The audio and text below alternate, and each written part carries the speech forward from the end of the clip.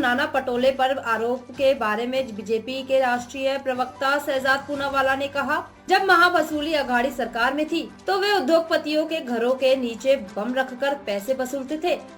अब जब वे सरकार से बाहर है तो उनका स्वभाव नहीं बदलता।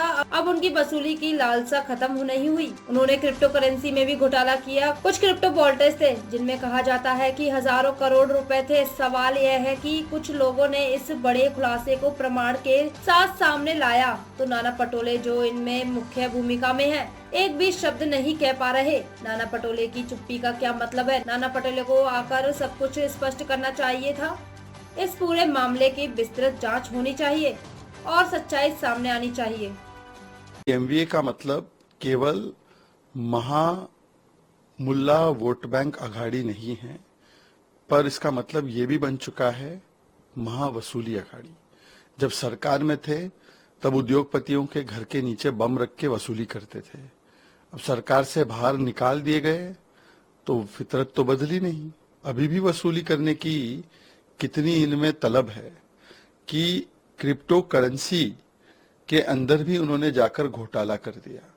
जो क्रिप्टो करेंसी के कुछ वॉलेट्स थे जिसमें बताया जाता है हजारों करोड़ रुपए हो सकते हैं, उसको अपने लिए और अपने चुनाव के लिए कैसे इस्तेमाल किया जाए, इसके लिए एक मोटा षड्यंत्र, एक बड़ा षड्यंत्र रचा गया और इसमें कुछ और भी ऑफिसर्स भी इन्वॉल्व है।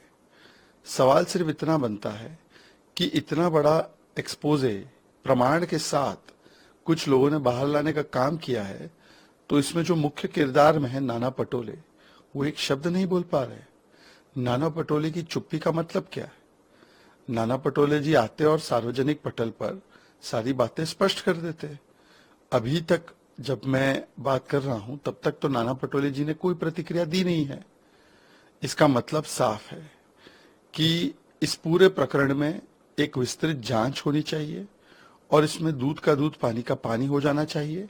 ये दुख की बात है कि इस बड़े स्कैम की शायद सुगबुगाहट थी कि ये सामने आने वाला है और इसीलिए कल जिस प्रकार से एमवीए मतलब महावसूली अघाड़ी ने एक पूरा का पूरा षड्यंत्र रचा दिन भर ताकि इस मुद्दे पर चर्चा ना हो, इससे भी पता चलता है कि कहीं ना कहीं इस बड़े क्रिप्टो करप्शन के स्कैम को छिपाने के लिए हर साजिश को रचा गया, परंतु बिट बाय बिट इनकी हर साजिश का पर्दाफाश हो चुका है। अब उनको आकर जो सवाल भारतीय जनता पार्टी की ओर से लगाए गए हैं, उठाए गए हैं, उसका जवाब नाना पटोले देते क्यों नहीं है?